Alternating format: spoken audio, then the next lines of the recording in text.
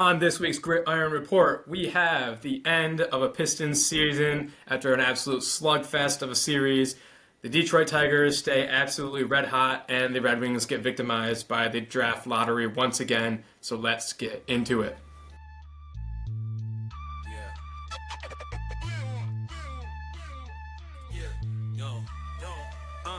In the heart of the city where the lights grow dim, grit and grind every inch, every rim. From the underdogs rising to the legends that win. It's the Gridiron Report, let the games begin.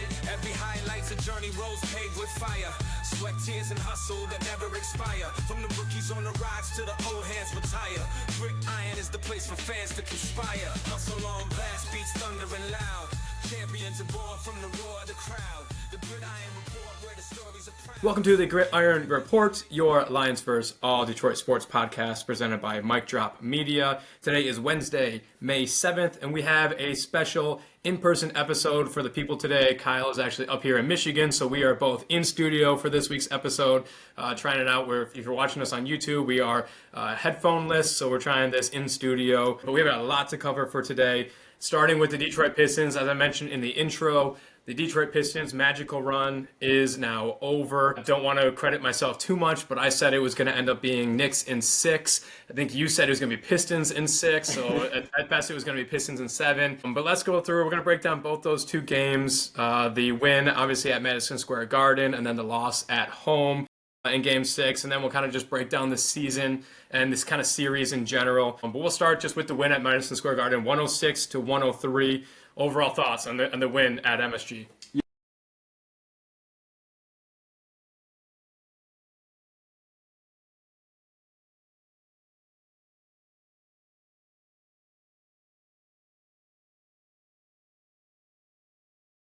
How they just rolled into MSG, kind of put their nuts on the table a little bit, and came out with a dub. It wasn't all perfect. I think overall, I mean, the boys didn't really shoot too well. It was sloppy at times.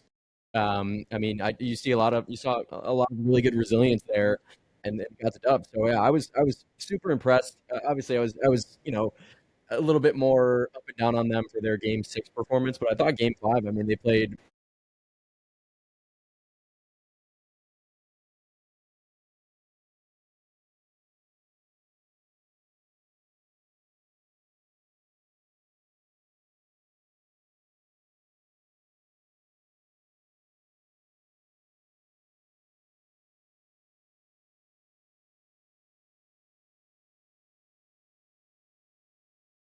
It's weird that we honestly played the best or maybe the Knicks played the worst at home. Mhm. We talked about it in one episode that, and I think I saw it on like NBA Today or some sort of talking head show that like playing at home might even be more difficult for the young Pistons because there is that expectation like, oh, this is our house, like we're gonna play that if we're supposed to win here. Yeah. And I think we were favored in the game at home in Game 6.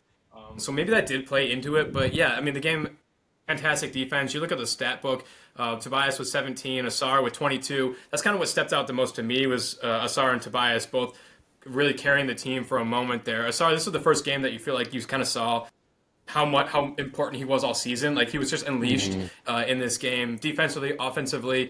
I mean, again, he had 22 points, 7 rebounds, 2 blocks. So I think it was really fueled by the two of them. And then on the defensive side, they held Brunson in check. So not only was it the worst field goal percentage of the series for Brunson, it was the second worst shooting night of the regular season for Brunson. So Asar really doing it on both sides. He was really not hindered by minutes, not hindered by fouls and stuff. But other than them, really kind of even across the board. The only ones who really didn't score all that much for Detroit was like Jalen Duren, who only had 9. But he finished with 14 rebounds. He led both teams in rebounding, so he's getting it done still. Tim Hardaway only had 8. So like I kind of feel like we got like it was like 50-50 whether you're going to get to Tim Hardaway that comes out of nowhere and is shooting lights out, or you were going to get to Tim Hardaway shooting 8 in this series. Right. But Detroit still only shot 27% from 3. You had Beasley going 2 for 7, THJ 1 for 7. So this was definitely just more of a defensive game. Like I think all around we played okay, but the defense was just there. And it starts from Asar, like shutting down Jalen Brunson. I think he finished with just 16 points. And if I don't have the numbers in front of me, but I think he only had like 4 or something in the fourth quarter. So it starts defensively for us there. Yeah, absolutely. I mean, let's talk about Asar for a second.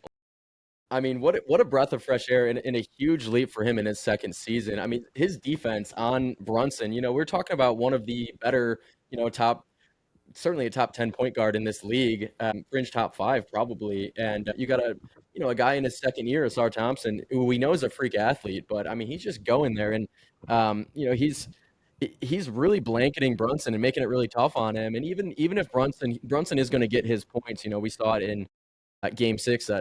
But still, I mean, you look at like the second to final possession in game six, not to jump too far ahead, but you just have a guy like Asar just completely locking down Jalen Brunson. And it's sweet to see. I'm super pumped to see what kind of, leap that Asar Thompson can make in year three, another offseason to get even better, maybe develop that jump shot. But certainly on a defensive perspective, like him and twin brother, they're just insane. They're lockdown guys, and it's crazy to say at just age, they're 22 years old, and they're playing exceptional defense. I think the rest of their game is going to grow. To be tasked with guarding Brunson, like you said, who he's kind of that dual threat in that like he has an immense talent. He is really, really good at basketball just in general. But then you also have to play him defensively so specifically different than anyone else because of his ability to draw fouls. And we talked about it, ad nauseum with the fouls and the foul baiting and how everyone knows how we feel. I'm sure Detroit feels the exact same way. But you have to defend him in two different ways. You have to defend him because he's an insane athlete and insane talent from deep and from anywhere on the court. But then you also have to be not too handsy and not just try and shut him down defensively because he's going to try and draw that foul. Yeah, so I mean, super important. And this was, like I said, this was one of the first games that we saw him fully unleashed. He was all over the court, and I don't really know. We'll get to it kind of when we wrap up Game 6 and just talk about the series. I don't know what it was about this game that like JB just unleashed him, but it absolutely worked. And Detroit ended up getting it done. Again, that game was 106 to 103. So then moving into then Game 6, coming back to Detroit, like I mentioned, I think they were favored by like 1.5 or something. Pistons were favorite. Line open at 2.5. I think it ended at Pistons minus 1.5. Maybe that played into some of the nerves again. That like we think like we can only play as underdogs maybe, but kind of interesting that we didn't get Isaiah. I thought like if we fought and scrapped our way to Game 6 back in Detroit, for sure we'd be getting Isaiah Stewart back. Obviously, he went down in Game 1 with knee inflammation. And each game he's been questionable. He's not been really ruled out too much in advance. So each game he's kind of like, is he going to play? Is he going to not? And then the last minute he's ruled out. This one I thought for sure, like we're coming back to Detroit. Like again, he missed the first elimination game, but the second one he's not missing that one. And Isaiah Stewart was ruled out again. So like it was a little bit disheartening. And I know that's not fair for me to say as a fan to be like, come on, like how bad can that injury be? But we just don't know. You don't, but like going alongside the NHL playoffs, you saw the list of like the Tampa Bay players and what they're playing through. There was guys with broken feet, broken legs, broken fingers, everything. And you have Isaiah Stewart out with knee inflammation. And it's not like he was like probably like really, really laboring. There was multiple times we saw him out at shoot-arounds and he looked totally fine. And of course, I'm sure we saw what they wanted us to see to keep the Knicks thinking like he could go tonight, even if he couldn't really move that much. But I thought for sure we were going to get him in Game 6, and we didn't. That was kind of disheartening to me. Yeah, and I think my theory is it's probably going to come out that the injury is more serious than the Pistons probably let on, and that's gamesmanship too. Even if the Pistons know that he's going to be out, if there is a chance that he comes back, I don't know the rules on reporting injuries versus not. I know the NHL is really funny with that, but. Yeah, I mean, I think they probably just didn't want to let on to the severity of the injury. If there maybe was a chance that he could come back, or maybe the Knicks have to keep potentially game planning for him, even if he's not going to be in. So I was expecting to get a little bit more information now that the series is over on, okay, it was actually a lot more serious. He sprained his MCL. He did something that's like a 3, 4, 5 week timetable, and like he just wasn't good to go. I haven't heard anything, so.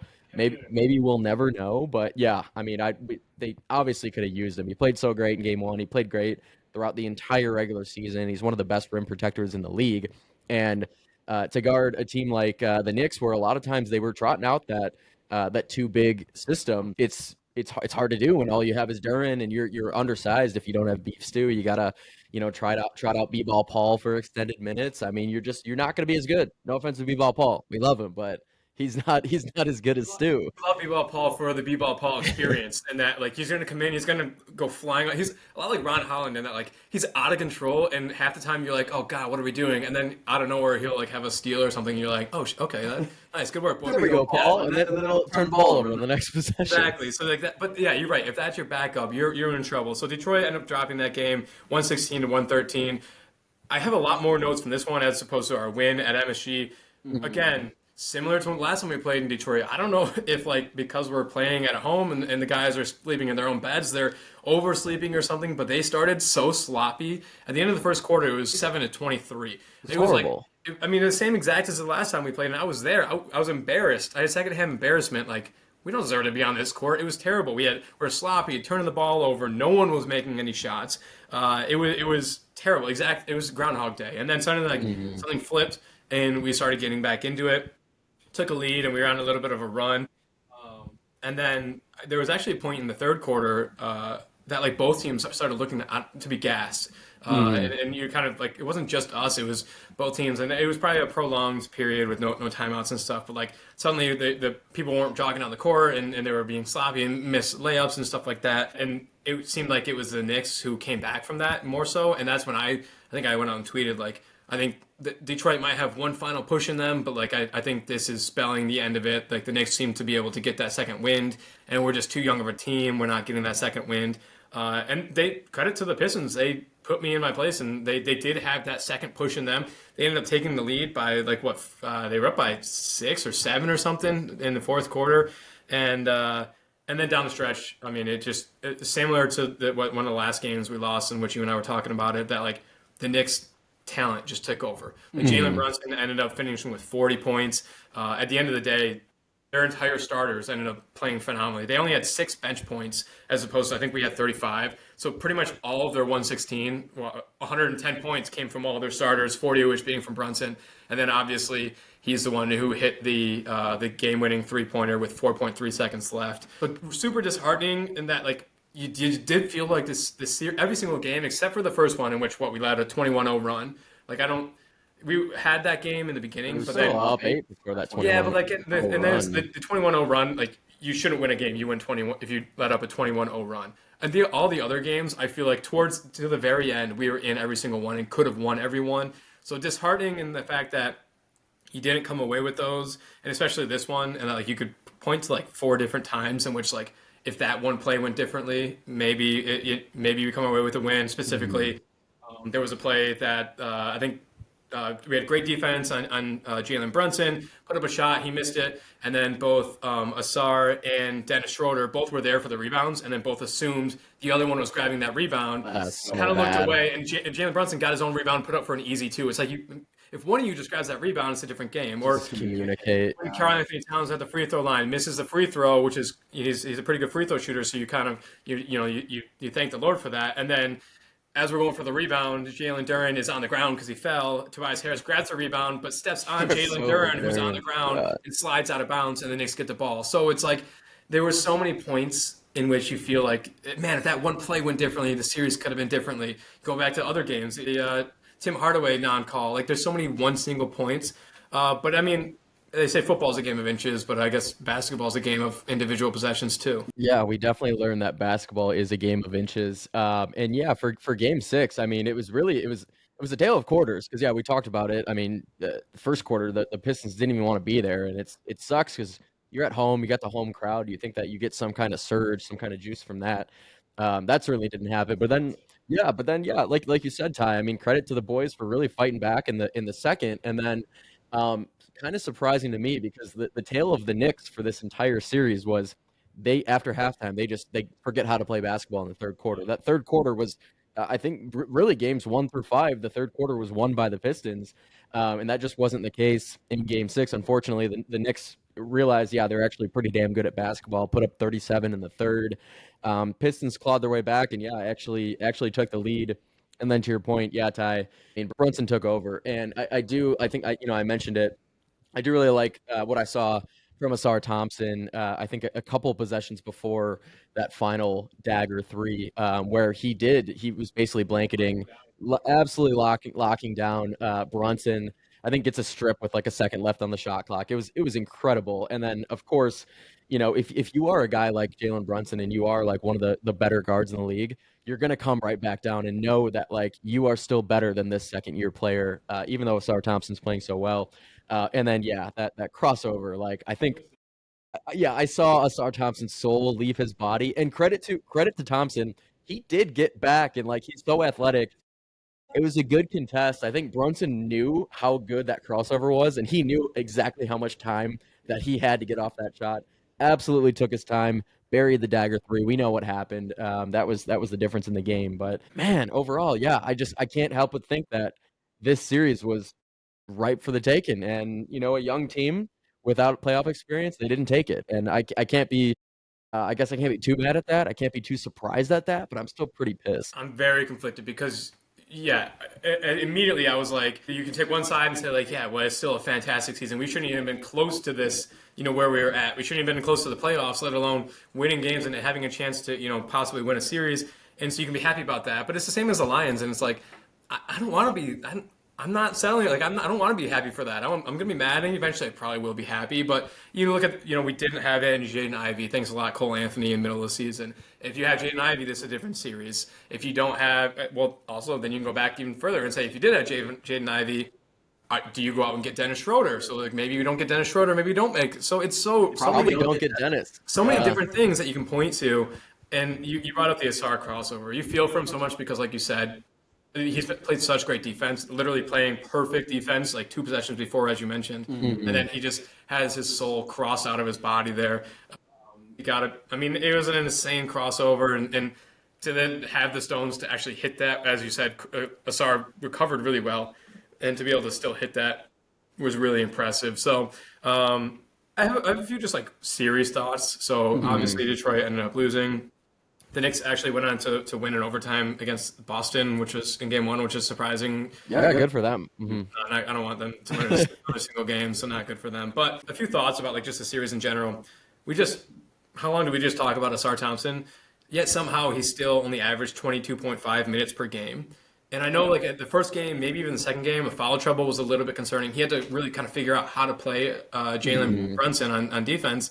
But then down the stretch, the last few games, he didn't really have that much foul trouble. And then we saw when we won at MSG, when he put up, that had to have been, I don't have that in front of me, but that had to have been the most minutes per game he's played, or the most minutes in a game he's played all series. And he finished with 22 points, was dominant, was absolutely the X factor. Why did he only average 22.5 minutes per game this entire series?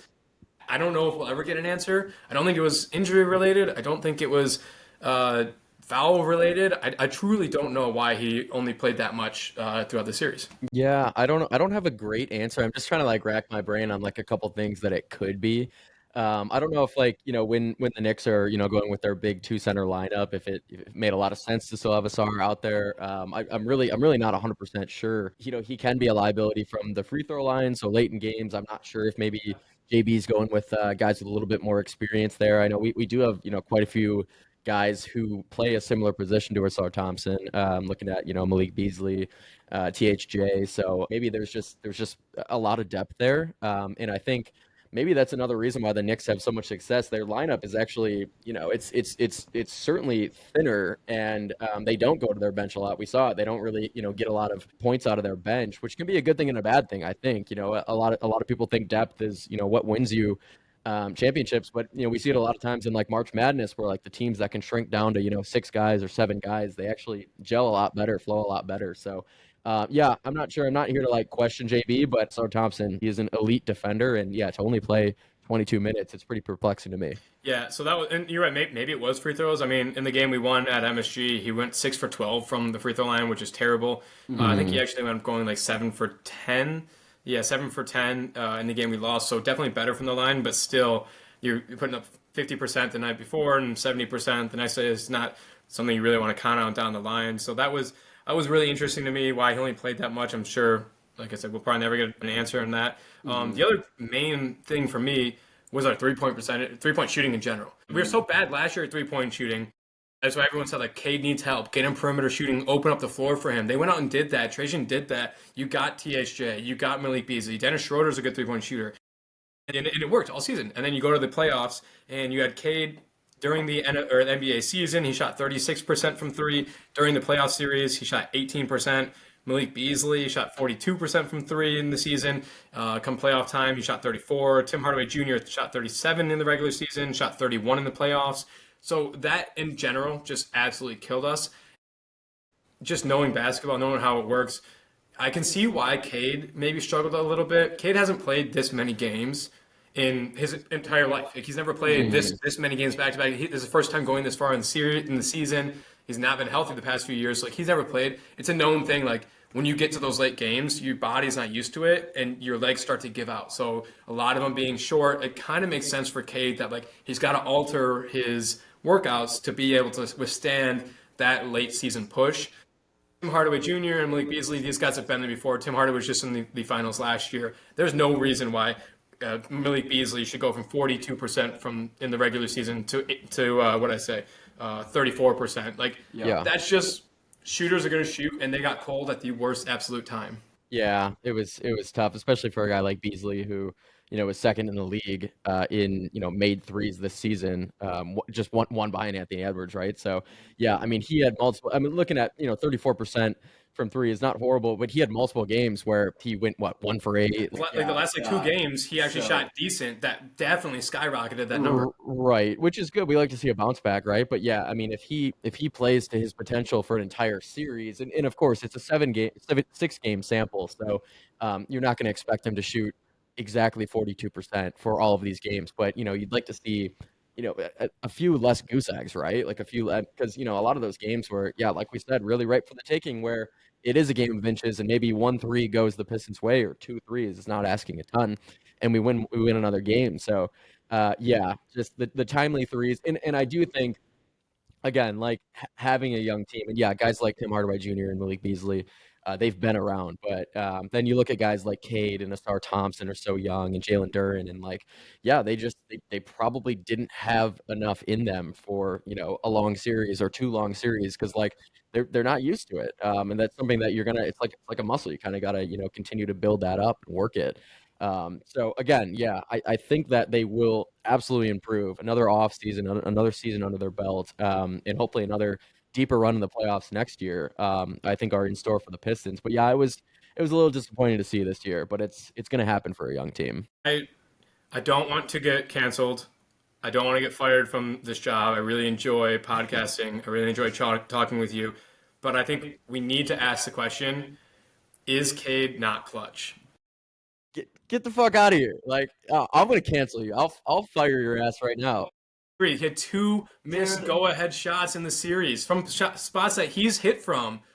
I'm just raising the question. Twice we put the game on his back, or superstar. As we showed, he got to his spots and he couldn't hit. I just simply, even during the regular season, we talked about how it was Jaden Ivey who was the one that actually hit the go-ahead game winners. We talked about it a few weeks ago. I think listener Dre had a voicemail asking us our favorite points in the season. And it was Jaden Ivey who had the game winner. That's why when I think your favorite moment was Cade's game winner against Miami, that was like the first time I've ever seen him do something that clutch. And then again, he had 2 opportunities in 2 different games to put the game away, and unfortunately he missed both. I mean, again, I don't want to be canceled. You're canceled. I'm canceling you. I'm canceling you. No, okay. No, I do not think that he has just some crazy clutch gene right now. But to say that he's not clutch, like for 2 missed shots, I mean that's crazy. I mean, this is basketball. I mean, you only hit like 50% of the shots that you take anyways. Like, and yeah, I mean, yes, when he got to the free throw line and he got to his spot and missed that shot, he'd be the first to admit that's when he should hit. But again, this is such a small sample size, and I had to pull up. I had to look at how many career game-winning, and I think these are buzzer-beating misses that Michael Jordan had in his career. He missed 26 game winners in his career. So like to nitpick Cade on 2 that are just go-aheads. They're not even game winners. They weren't even necessarily at the buzzer. I think it's just we can't be having these knee-jerk reactions. I mean, Cade, what did he average in this series? He put up 20, 26, 27, multiple games with 30 plus. I mean, we can't be going over the top here. 26 missed game winners over 20 years. That's a pretty good number, actually. No, and I agree. Like he was fantastic. I love what I saw with him. But like all season, and even going back to last season, it's been kind of a knock on him that in not even shooting in the final minutes of games, he has a tendency to have like careless turnovers. Look, the game.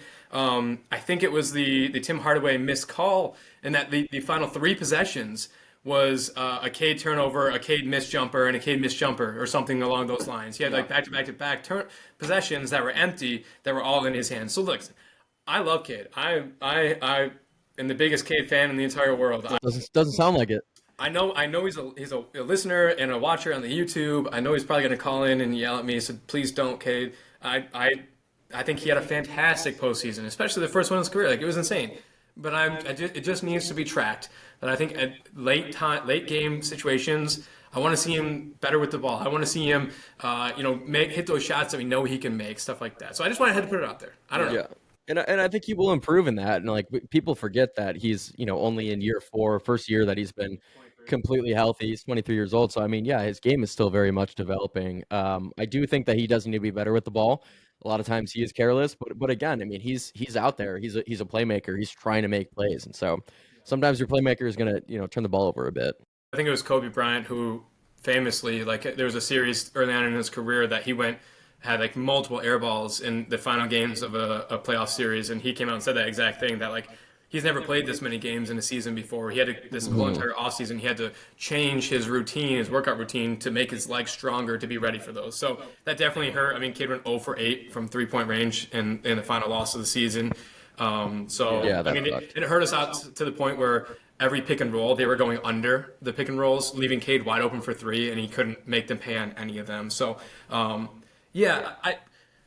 it's over with. I did this when the Lions lost in the playoffs. Sports are dumb anyways, so I just have to cope in another way. And I put together some things that are better. Like, this game didn't even matter. These are better than sports. So I just put a few things together to kind of take our mind off of it. First and foremost, basketball is over, which means that it's basically summertime and summer barbecues. What's better than summer barbecues? And basketball being over sooner means we can get to our summer barbecues faster. True. Summer of barbecues, summer of margs. Yeah, that's big. Yeah, I like that a lot. Number 2, we had Isaiah Stewart and Jaden Ivey both out with injury. You don't want to win too much with those guys on the bench. How's that going to make them feel? Now that they're going to be back for next year and they can be a part of that, you didn't want to win without them anyways. We're one big team. We need to be able to do that. Yeah, okay. I like these spin zones. Not sure if they're making me feel better, but they made me feel better in the moment. Okay, and the final one, this one didn't age very well because, like I said, I put these together as soon as the game was over to try and cope. Is this about the Celtics beating the shit out of the Knicks? Do you want to guess? Do you want to guess what the series odds were for the Celtics winning against the Knicks? They would have been like minus 400 or something. Minus 6,000. Oh my God! It was minus 6,000. So my final one was that I don't want to play the Celtics. I wanted to win this, and they wanted to. I thought the Celtics were going to do terrible things to the Knicks, and that didn't age very well. So that in the moment helped me cope a little bit with these losses. That sports are dumb, and we don't even need to. Who cares about them anyways, right? They are dumb. Yeah. Why do we even have this podcast? Okay. So the last thing I want to kind of just bring up about the basketball and the Pistons.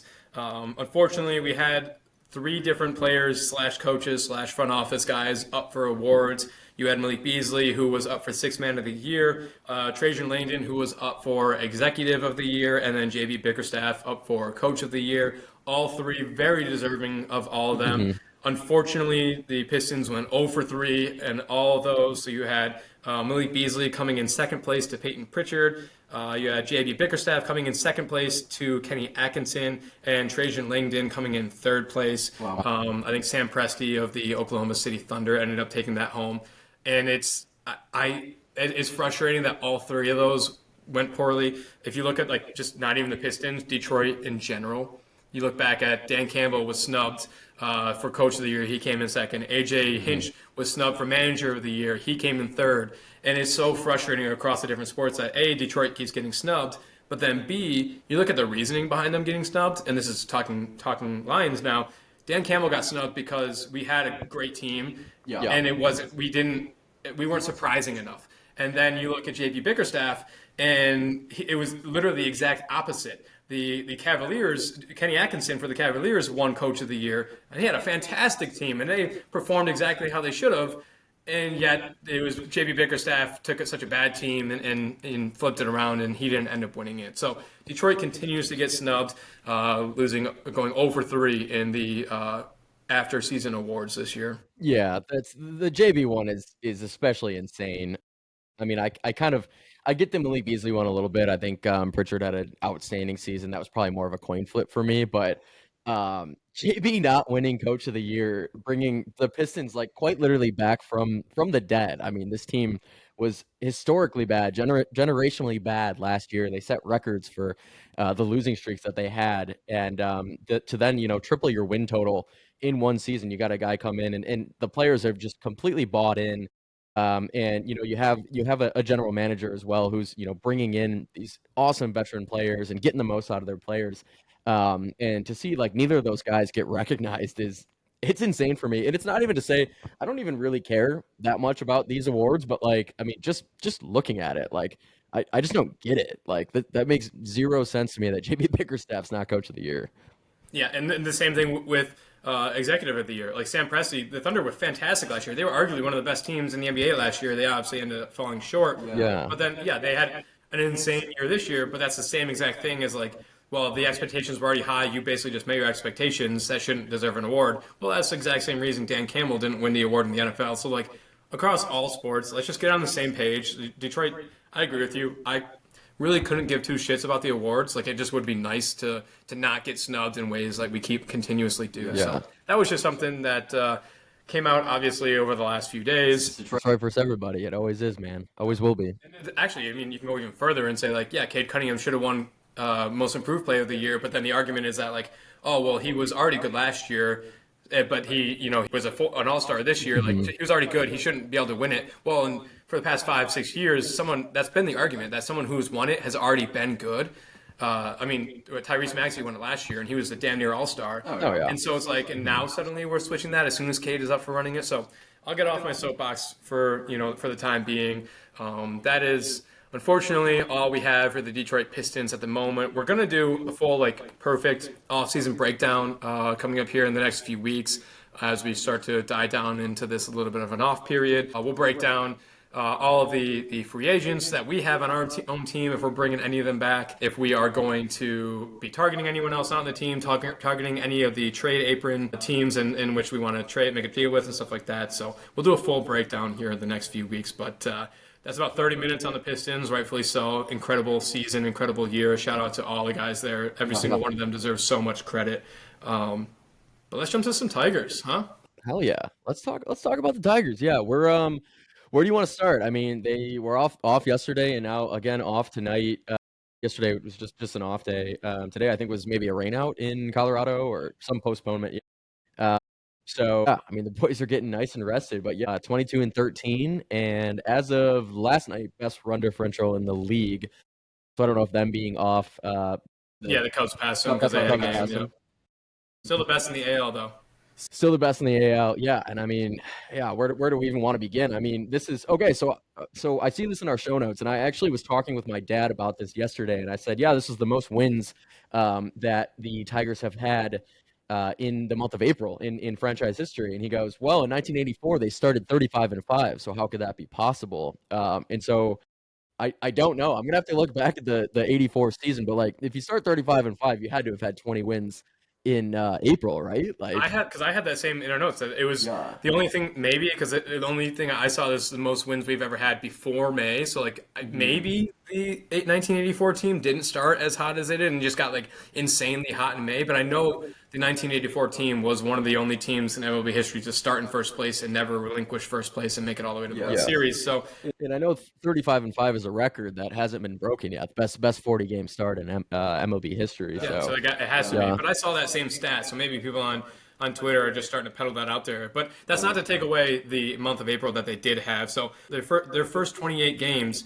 were against teams that were projected this season to go over 500. Only 3 of them were against teams that were projected to go under 500. So pretty much all 28 of the 31, 32 teams that they started with were supposed to be below average. And they ended up going 19-12 in those games, which is just absolutely insane. That's like dropping like one game per series, which we pretty much saw all of them all of April. They would take at least two or three, and that's how you stack up series exactly. That's how you win. So just absolutely insane month.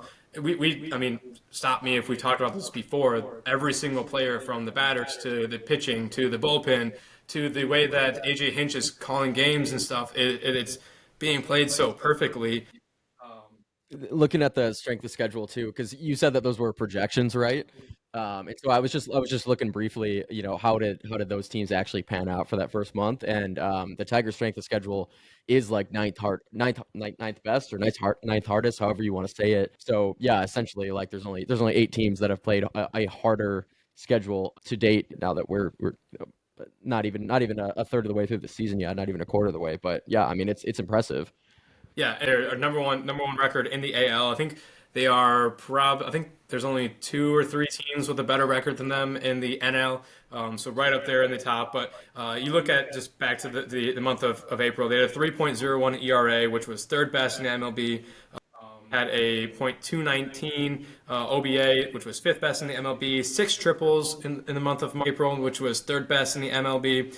I mean, now going into, as you mentioned, we did get rained out in Colorado, but we now have 15 straight games of teams that are either 500 or worse at the moment. So it's 5 straight series against teams that are average or worse. So there's really no end in the next 3-4 weeks that we see coming from this team. And what's I think the most fun about it, and we talked about it before, is that who we're seeing this success from. We talked about Spencer Torkelson. Yeah. We talked about Javi Baez. Javi Baez is ninth in the AL in WAR this season. He had a 1.5 WAR, which for our casual baseball fan listeners, WAR just stands for wins above replacement. So basically, you take that player out, you put an average, a completely kind of even-keeled average player in there. How many more games is your player going to win? Or I guess lose if you go into minus, as opposed to that just average player. So essentially, Javi Baez is winning us 1.5 more games right now. So as the season goes on, I think the leader in the MLB is like 3 or something right now. So he's up there. He's again ninth in the AL in WAR, at least was a few days ago before we had a few days off. So Javi playing absolutely fantastic. He's still hitting 300 and playing great defense in center field. The only real question is, as we start to get healthier into the season, we've mentioned it multiple times on the podcast that like we just wanted to stay above water at this point until we got our leadoff batter and Parker Meadows back, until we got one of our literally the only guy on our team that had playoff experience before last season and Matt Vierling back, before we got Alex Cobb back for the first time as we signed him. Like, we just wanted to stay above water until we got these guys back. Mm-hmm. We've done well beyond that. So where do those guys now fit in this team of people who are all excelling? Yeah, I wish I had an answer for you because, like, yeah, your everyday center fielder for basically all of last season, Parker Meadows. I mean, he just really came onto the scene and he could hit, and he's a plus defender fielder as well. I mean, he's awesome in center field, and they had moved Riley to left because of it. So yeah, what do you do when Parker eventually comes back and you still have a guy like Javi who we just talked about who's has a 1.5 WAR. He's hitting for average, and he's also playing really well in the field too. So yeah, I mean, do you move him around? You still at this point you have to have Javi still in the lineup, which for me to say, I mean, imagine me saying this before the season started, that once Parker comes back, we're not going to want to remove Javi from this lineup.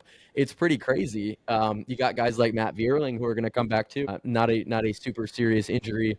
He's playing third base. Yeah, it's tough. I do think that Jace Young is probably the odd man out. I think if he's probably going to be sent down soon if he hasn't already, right? I think he's batting maybe like 100 on the season.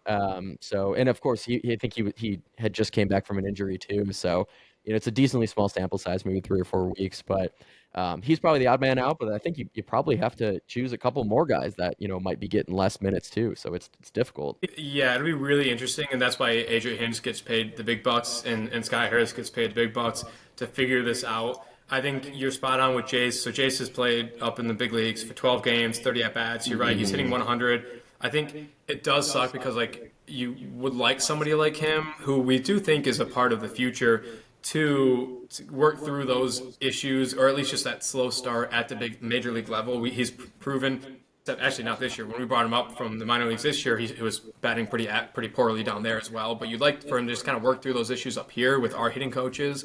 But I think he is the guy, one of the guys to go down. So I think Jace is going down for Matt Vierling, who hit a home run today in his AAA rehab assignment. Vierling did. I think Manuel Margot, who it was kind of a late offseason addition, who only played in 6 games, 19 at bats, was actually hitting 316 for us, like a very small sample size, but was a late minute veteran addition because of all the injuries.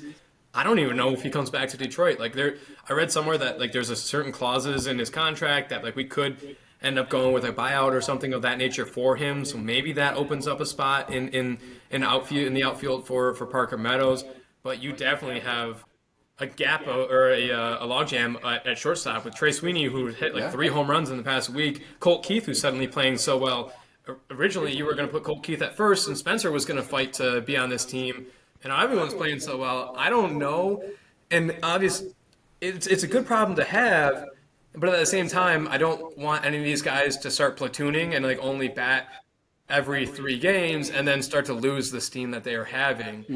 So you really got to be careful and know which guys you can do that to, which guys, if they're not in that groove of batting every day, they're going to start to slip, and then we're going to lose that depth piece. It's going to be really interesting in the next 3 weeks.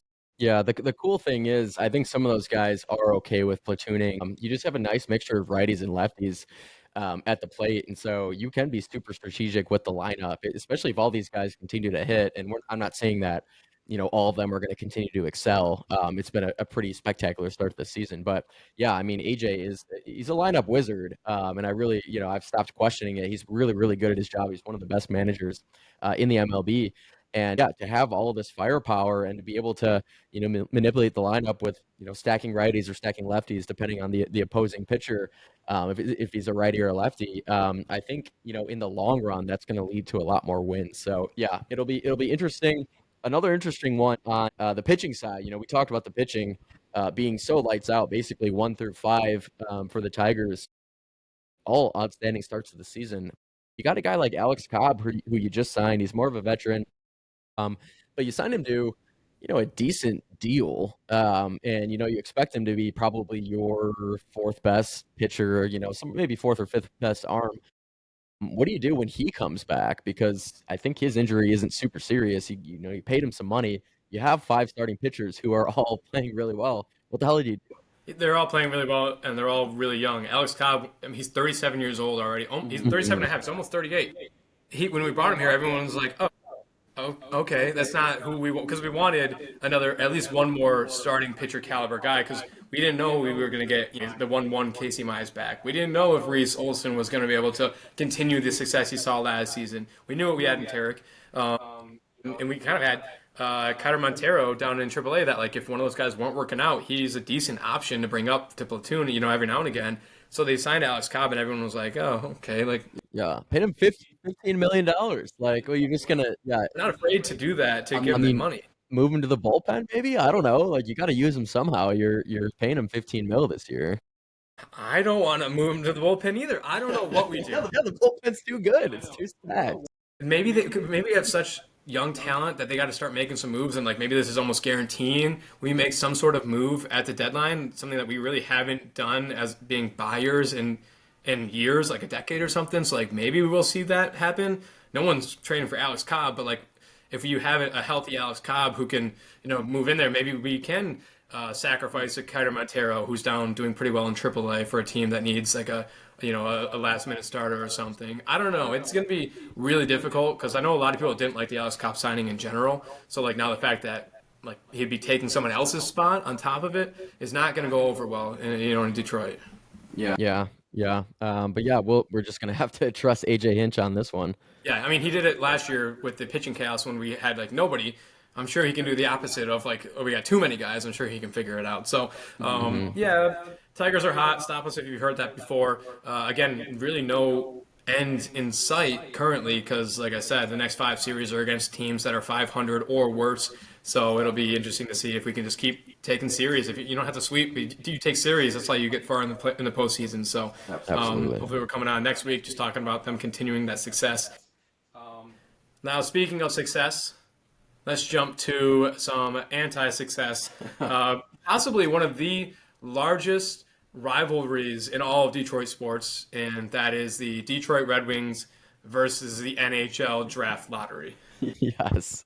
Oh, let's talk about it. Yeah, I'm so glad that I wasn't even tuned in or watching the draft lottery, because it just would have like pissed me off live time instead of pissing me off when I saw it on Twitter after it happened. But yeah, we weren't expecting to win the lottery this year. I mean, we couldn't win the lottery, but I mean, even moving up to the number two pick was just very slim to none, right? I think maybe a 5% chance, but yeah. And Tyler, stop me if you've heard this before, but not only did the Red Wings not move up in the draft, they actually moved back. They've actually never moved up in the NHL lottery, and they moved back again. They had like a 0.2% chance to decrease their pick and move back in the draft, and that's exactly what they did. So yeah, I mean, it's what the hell. Yeah, we had a very minuscule chance to move up to two, but then very minuscule as in we had a 5% chance to move up to two. We had a 2.2% chance to move back one spot, and that's what ended up happening. I don't know if this is true or not. I think I remember this being the case that no Detroit team, even outside of the Red Wings, had ever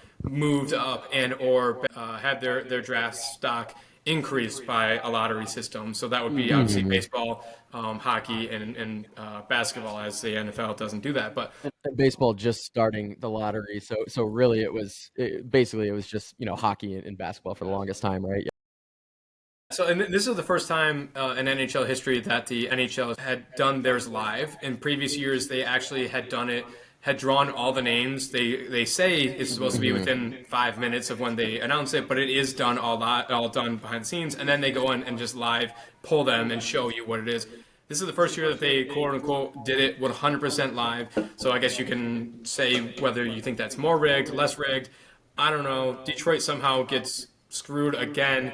I don't know how the exact lottery works, but the numbers in which that sent the San Jose Sharks up to the number two pick and sent us back was one number away from then reversing and giving us the number two pick and sending them back. So we were that close, not only to the odds say that we had no chance of falling back, but we were also one number away from moving up to the number two spot. The highest we've ever picked was, I think, when we selected Lucas Raymond, and I think we were selecting five. I think he was the highest we've ever gotten for Detroit. So it's we talk about Yzerman all the time, and we give him a lot of shit. Kyle and I were just talking about before we jumped on here. We've been hating on Yzerman quite a lot the last few weeks, and rightfully so. Yzerman's pissing us off, pissing off a lot of people in Detroit. But you got to give credit where credit's due. Like, the man hasn't had any lottery success. So, like, he's not getting the top tier guys. He's not getting the Cade Cunninghams of the NHL, the number one overall draft picks. You look at the other teams. You got Cade Cunningham, who is face of the franchise. You got Spencer Torkelson and Casey Miles, who are both coming into form and leading this team, both 1-1s. The Wings don't have that, and to try and kind of work through their active rebuild, or their long rebuild. So it's really unfortunate. I don't know if they'll ever go to a different way of draft lottery, any different style. But Detroit versus the draft lottery is a tale as old as time. Yeah, and I think in hockey too, it's not every year where you have a guy, a generational talent, who's just like he's a surefire 1-1. I feel like maybe it happens once every 3 or 4 years where like there's just a consensus stud, like you need to tank for this guy. Like I'm looking at Connor Bedard, I'm looking at Connor McDavid before that. Like it doesn't always happen, and I guess it doesn't always happen in the NBA either. But like more often than not in the NBA, like besides last year, you have a guy who is just an absolute stud. He's generational. He's going 1-1. So like with that in mind, I think that evaluating hockey talent is more difficult, but at the same time, if you're good at it, you can still find just awesome diamonds in the rough at picking 8 or picking 13, like the Red Wings are this year. And it seems like not to bash too much on Stevie Y, but it seems like he hasn't really hit on a lot of these guys. I mean, he certainly hit on Lucas Raymond, but and seemingly Mo Sider as well. But yeah, I mean, a lot of our draft picks just haven't been there, and it's completely delayed or stalled our this rebuild that seemingly we've been in for the last decade plus. So I mean, there's definitely something to be said that we're just not drafting as good as we could, even though we have not had any lottery luck. Yeah, exactly. There's still guys to be found, and we unfortunately haven't found them. And then to make matters just as worse as they could get, with New York Knicks beating the Pistons and playing in a way, the series ending in a which way that like I think pretty much all Detroit fans will actively hate the Knicks for the next few decades. The New York Islanders were the team that ended up winning the first overall draft pick. And like you mentioned, there usually isn't, or a lot of times there isn't that number one surefire draft pick. I don't know. I haven't honestly looked at any mocks or anything. I don't know if there is one guy that is leagues above everyone else, in which the Islanders are going to get, a perennial All Star. But I mean, they at least have a chance in their decision to pick. So Yeah. to then lose essentially twice to New York is unfortunate. Yeah, man, it's tough. Yeah, I don't know. I don't know. We've talked a lot about the Red Wings. Like they're depressing me lately. Like you got to figure it out somehow, boys. Yeah, we do have a listener voicemail that I think let's save for next week. It's a great voicemail kind of comparing Steve Yzerman, the player, versus Steve Yzerman, the front office GM that he is, and comparing it to like how Joe Dumars kind of did the same with the Pistons, the player Joe Dumars versus the front office GM that he was for the Pistons. So it's a great voicemail. Let's save it for next week because we've done a lot of Pistons talk and a lot of Red Wings talk. So we'll save that for next week. But let's wrap up with some college stuff. So we have a little bit of Michigan State stuff. We did get just today, so we obviously record Tuesday nights. The Michigan State Spartans football team got another transfer, so they picked up a former four-star transfer cornerback from he was originally from North Carolina. He is now coming to us from East Carolina. 6'2" Devontis Nash. So a 6'2", 185 cornerback, 1 year of eligibility left. Again, spent his first 2 years at North Carolina, redshirted in 2021, and then transferred to East Carolina. Last season, he had 34 tackles, a pick six in 12 games, started 3 games. That was after transferring his first year, and then last year he had 12 games, 24 tackles, interception, and 5 pass deflections. So a guy that should jump in immediately to Michigan State's secondary. We've had a few different guys recently. I think Dylan Tatum just transferred. A number of different guys entering the transfer portal out of Michigan State. So getting a guy like D Nash who will step in immediately is definitely going to help the boys. Hell yeah, love it. And I think, yeah, should we also address I don't know, I don't even know if we want to call it the elephant in the room. This news broke over a week ago, right? But just talking about Michigan State football, Michigan State athletics. Michigan State fired their athletic director, Alan Haller, after, I mean, he was with us for what, 6 years at least? Like, yeah. Yeah, I saw some Yeah. rumors of this going on online, and they were, in my opinion, completely unfounded. I was like, "There's no." Everyone I was talking to was like, "There's no way this actually happens." And then out of nowhere, Yeah. like 30 minutes later, it broke that it actually was happening. Kind of a shock to me, especially you and I were talking, especially after Yeah. the hockey team was on the brink of a national championship. The basketball team won another Big Ten championship. All the other non-really revenue sports are in great places right now, except for Yeah. football. And so it kind of was surprising that this ended up coming up.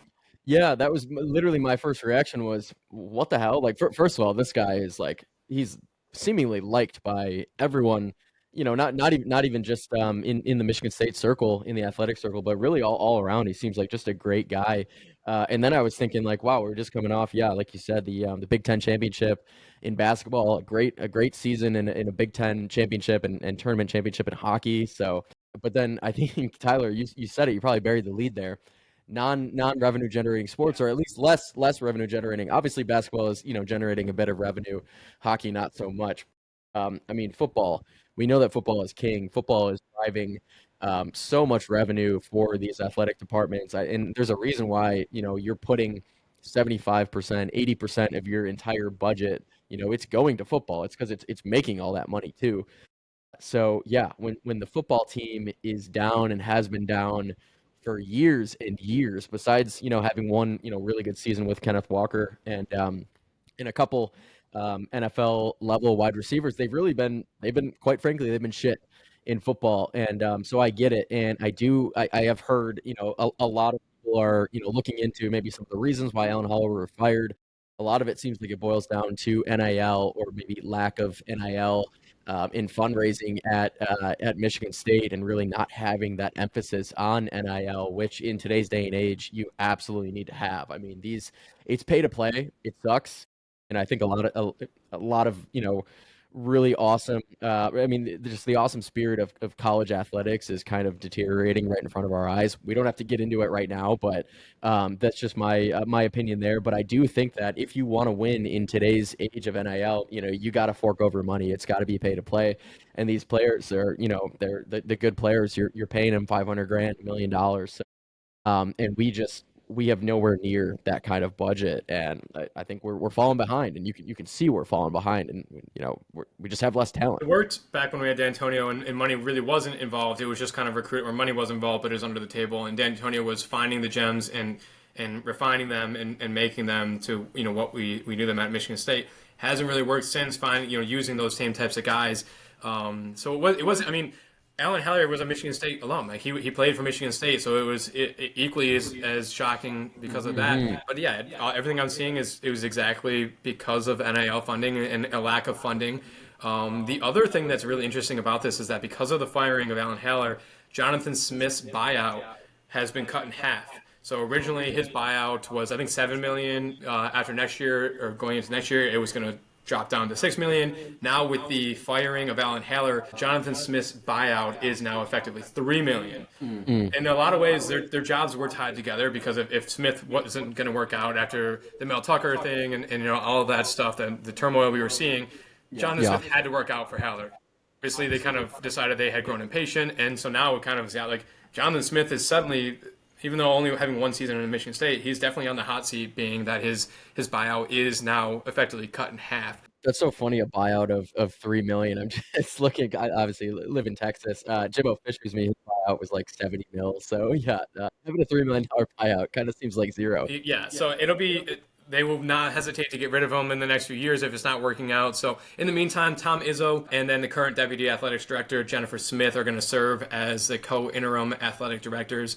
So this also, people are talking, could have something to do with Tom and kind of knowing how many years he has left on his, and him to coach to see if he wants to make sure that he has a say, even though even if he had retired, I'm sure he would have had a say in who that next AD was going to be. But some people are saying it could have something to do with how much time he has left and making sure he has a hand in that and whoever takes over. So a lot of different things going on there. It'll be interesting, as you mentioned. We're going to get into football season here as we get into the summer months and start breaking things down. And a lot of that's going to be tied into who our new AD is going to be. And like we said, Jonathan Smith's job is more or less going to be more on the line now that the guy who hired him in there is no longer with the programs. And then actually just reminding myself, I was just looking up some notes about Alan Haller. Michigan State actually did get another transfer last week. I don't know if you saw this one. Texas Tech edge Isaac Smith committed to Michigan State. So he's a 6'6 junior, had 31 tackles, 15 solo last year, 2.5 sacks for the Red Raiders. So he did have to miss the entire 2023 season.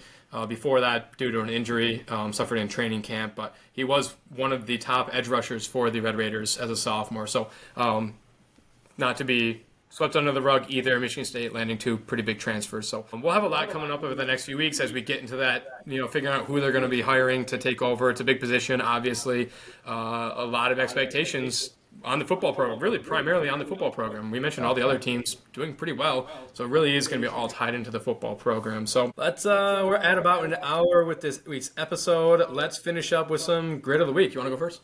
Yeah, let's do it. We were just talking about, and I don't know who you're picking. I don't think you know who I am, but we were talking about who we might be picking for grid of the week, and I think neither of us are going with this guy, although he easily could win it probably for both of us. And that's Terry Skubal.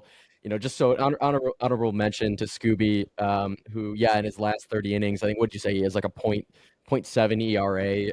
He's 0.6, excuse me. Yeah, just insane. I mean, the dude's awesome, so he gets at least an honorable mention for me. My guy, though, I do have to give it to a guy who was slumping pretty heavily, and we were damn near ready, or if we hadn't already hit the panic button, we were ready to hit it. And he's a guy who's just completely turned it on in the last week and a half. And he actually set a MLB record. It hadn't been done before. 2 home runs in the 9th inning, in a huge ninth inning. And this is, of course, Riley Green, left fielder. for the Tigers, who hit just 2 huge bombs in the ninth. The first, I think it was the go ahead, right? Or like it was 1-1, and that was absolutely the go ahead. So, and of course, the next one he hit, I think we were already at that point. Then we're up by like 7 runs already. But it's that's Riley Green for me, just showing some real grit. In the face of adversity, in the face of a slump where he was just swinging at everything and anything. He was looking more like Javi Baez out there, just striking out left and right. And now he's seemingly he's back. He's got his average up to, I think, like 273. So he's obviously hitting for power, which he's always done. But really just a great bounce back for me. So grit of the week, Riley Green. As we were going through the Tiger stuff, I noticed, because when we were talking, you're like, oh, we probably have the same guy. And I was like, I promise you, and I'll get to mine in a second, we don't have the same guy. But I was like, I'm trying to guess what you had. And as we were going through Tiger stuff, I was just looking at his numbers, like 274 he's hitting now after starting the season so poorly. I was like, it's going to be Riley for him. But yeah, you mentioned honorable mention to Tarek Skubal.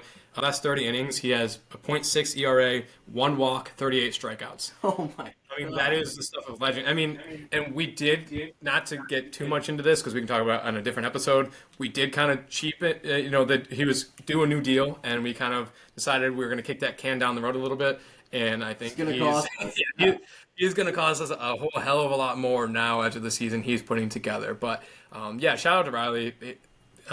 Just a real veteran approach to taking how he started the season and has been turning it around. My guy, as I mentioned, there's no chance you and I were going to have the same one. I think I'm going to piss some people off with my pick, but I decided to go a little bit outside of the box, and I think it actually carries some water with my reasoning, and I'm going to give my grit of the week to Al Avila. What? I'm going to Al Avila because I think something needs to be said about Al Avila and the team that we're having and celebrating so much. I don't think we give him enough credit to the guys that he put together and got on this team are the guys that we're seeing now and having such success. So I just went back and looked at Al Avila's draft picks. And of course, it's not just him. We had a great scouting team, and not international, but a whole great team. So draft picks that are producing for us now that were Al Avila's picks.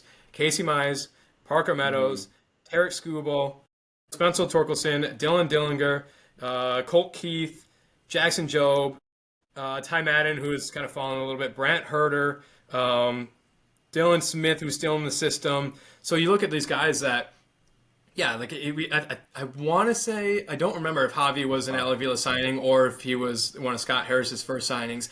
But either way, a lot of these guys who are performing for us now, and they weren't guys that Scott Harris picked together. It's the guys that Al Avila, unfortunately, kind of ran him out of town right before as we were picking these guys. So I wanted to give my grit of the week to Al Avila.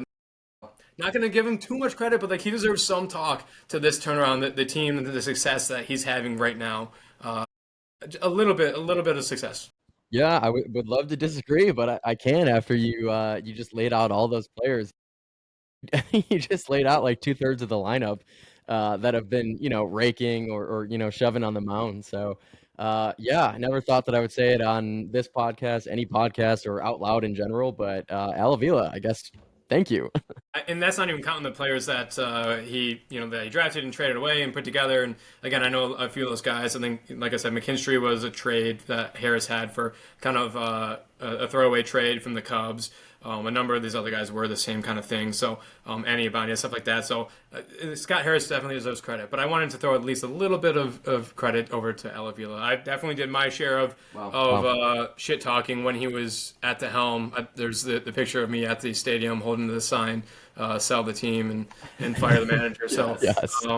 Or fire the GM. So that is it. That is our show. Thank you guys for tuning into this first time in studio episode. It was fun. It was fun. You can find Kyle on Twitter at Kyle_Marino. You can find me on Twitter at Dutton_Tyler and at both Piston Powered and Champaign Athletics. You can follow the podcast itself on Instagram at Gridiron Report, on Twitter at Gridiron Report 1, or you can watch us on YouTube at Gridiron Report as well. Finally, you can join the conversation next week by calling into the Gridiron Report voicemail, and we're going to play that on the podcast, discuss it. That phone number is 313-306-7939. And if you like this episode, please take a moment to rate it 5 stars, give us a nice little review saying so, and that just allows us to continue to bring you guys Detroit sports content. We're working on trying to expand in any way possible, so the more reviews and ratings we get, the better we can do that. So thank you guys for joining us. Thanks, y'all. Restore the roar. Let's go, Tigs. Every highlight's a journey, roads paved with fire, sweat, tears, and hustle that never expire. From the rookies on the rise to the old hands retired, grit iron is the place for fans to conspire. Hustle on, blast beats, thunder and loud. Champions are born from the roar of the crowd. The gridiron report where the stories are proud. Tune in, bring the heat, make your fandom a vow. Make the fandom a vow.